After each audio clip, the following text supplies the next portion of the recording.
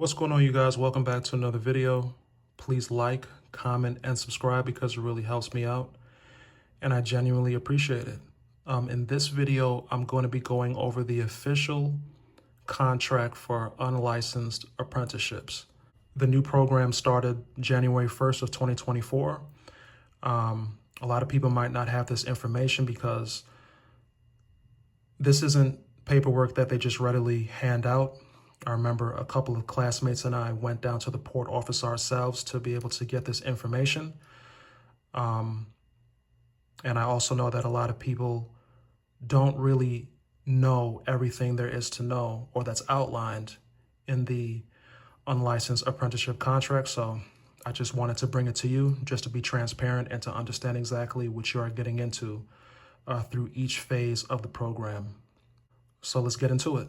So in the first column, it talks about phase one.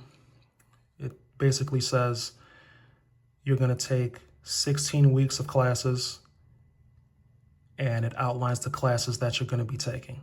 You're going to be taking your STCW course, basic training, tanker familiarization on dangerous liquids and liquid gases, RFPNW, if you are in the deck department, or RFPEW if you are in the engine department. These two are the last classes that you take in phase one of the apprenticeship program.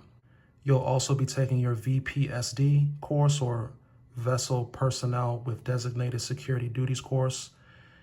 And when you complete phase one of the program, they're gonna send all that into the National Maritime Center, basically telling them that you completed and passed all of these courses. In the next portion, they're going to be talking about your C projects. Just to summarize this, they're basically saying you're going to get a C project for both phase two and phase three. And after each phase, you have to email or mail these back to SIU to be evaluated and graded. And then after it's evaluated and graded, then you can move on to the next phase. So you hand in your C project for phase two, you get a passing grade, you can move on to phase three. You hand in your C project for phase three, you get a passing grade, then you get to move on to phase four. In the next portion, they're going to be talking about phase two. It basically outlines that you're going to be on a ship for a minimum of 60 days sea time. During that 60-day ship assignment, if you're the deck department, you're going to be working as an ordinary seaman apprentice, or OSA. Or if you're with the engine department, you're going to be working as a wiper apprentice, or a WA. And your discharges will show that.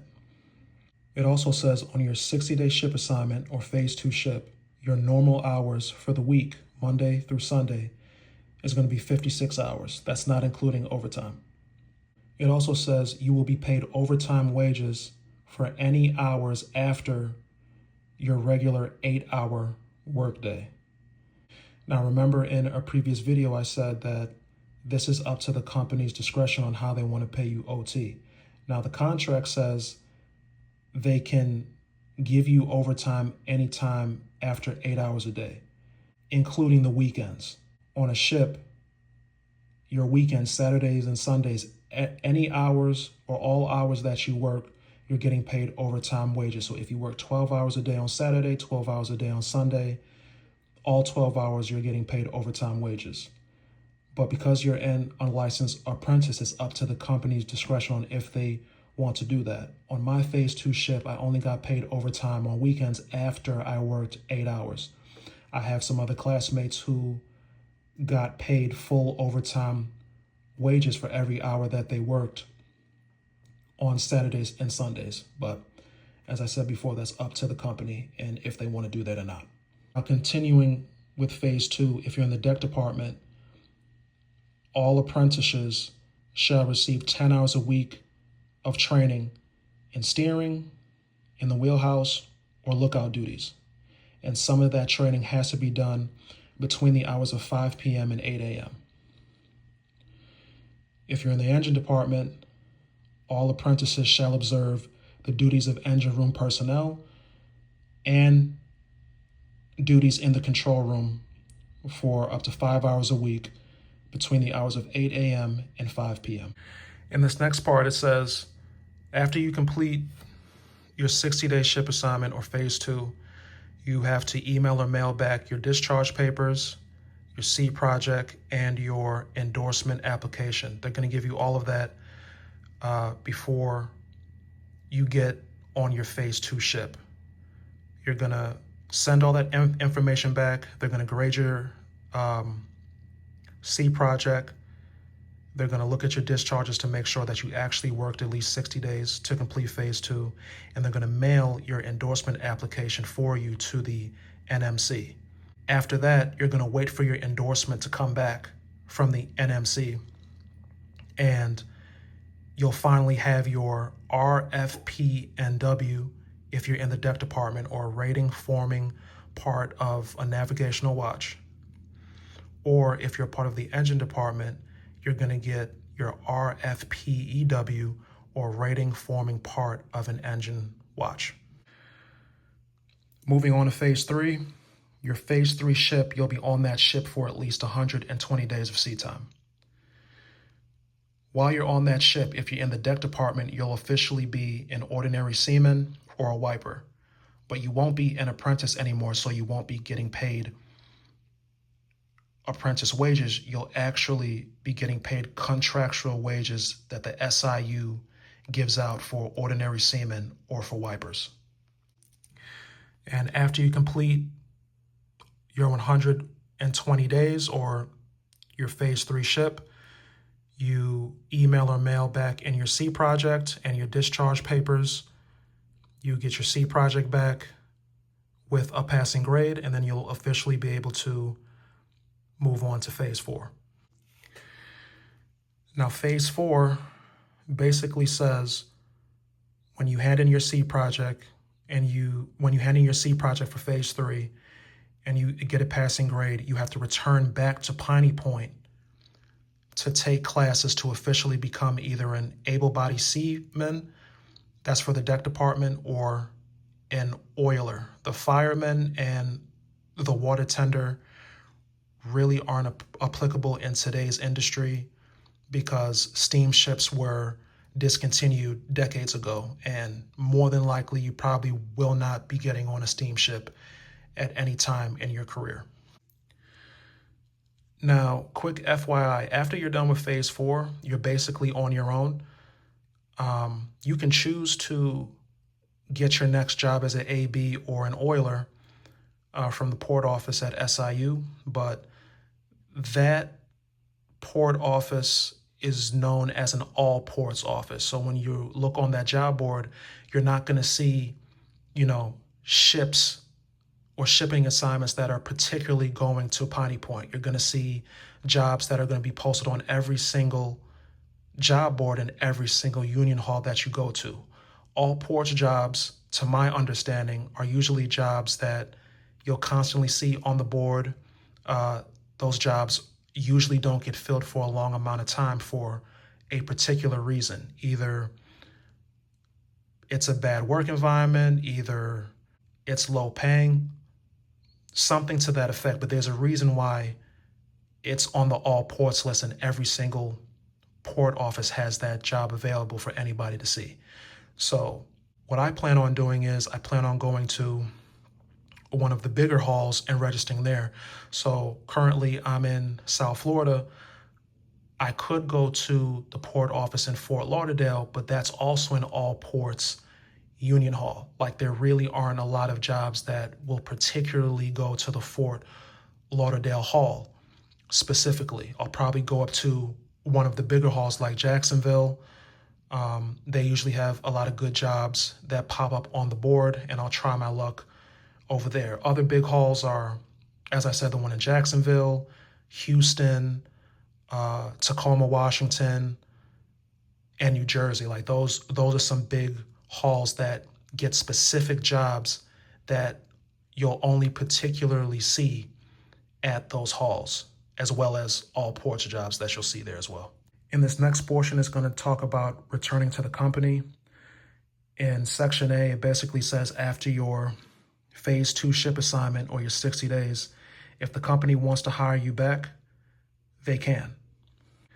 In Section B, It basically says after your phase 3 ship and you obtain your AB certification or oiler certification, your AB for deck, your oiler for engine department, if the company wants to hire you back, they can. In column C, it basically says after your first job as an AB or an oiler, if the company wants to hire you back, they can. In column D, it basically says if you're an ordinary seaman and an AB gets off of the ship, you can be moved from a STCOS or a specially trained ordinary seaman. That's what you are when you're on your phase 3 ship. You can be moved to the AB seaman slot, and you'll also be paid as an able-bodied seaman. All right, next we have one of the most important sections and the real reason why some of my classmates and I went to go get this contract: wages and fringe benefits.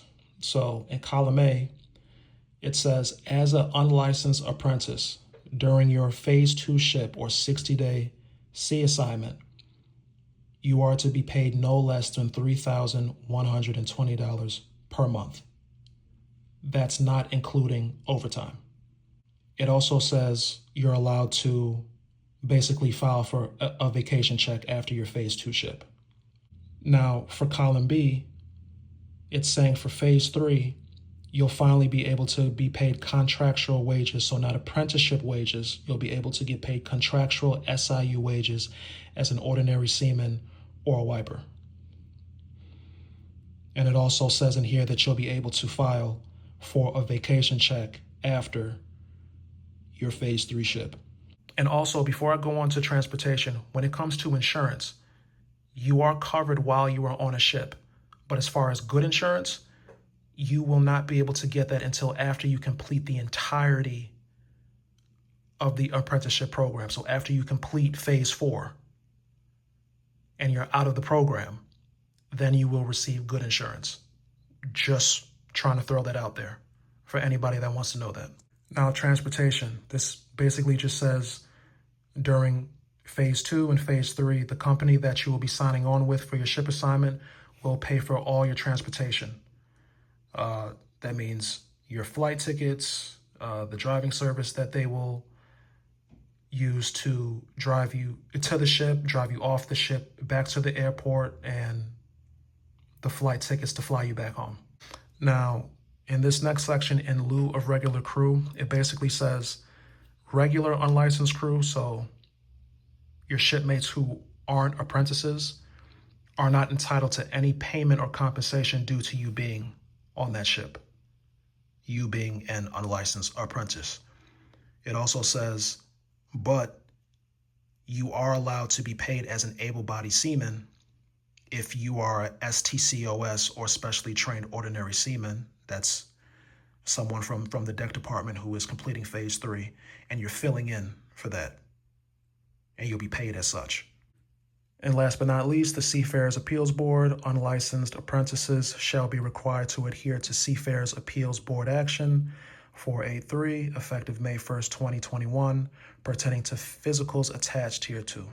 And all right, guys, that's the end of the video. Just wanted to go over this because it's very hard to find this information. I don't know why a lot of this stuff is kept secret. I know a lot of people are scouring a bunch of forums and different groups on Facebook. They're searching G Captain, just trying to piece together information to really know what they are getting into.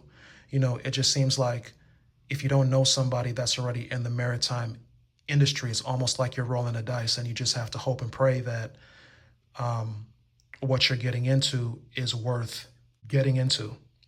I feel like this information should be available to the public. I don't see anybody else who has this information out there, so let me be the first one to put it out there. That's exactly why I made this channel, just to strictly give information as I go along in the program, you know, just to help out the next seaman. So until next time, you guys have a good one. Please like, comment, and subscribe, and you guys have a good day.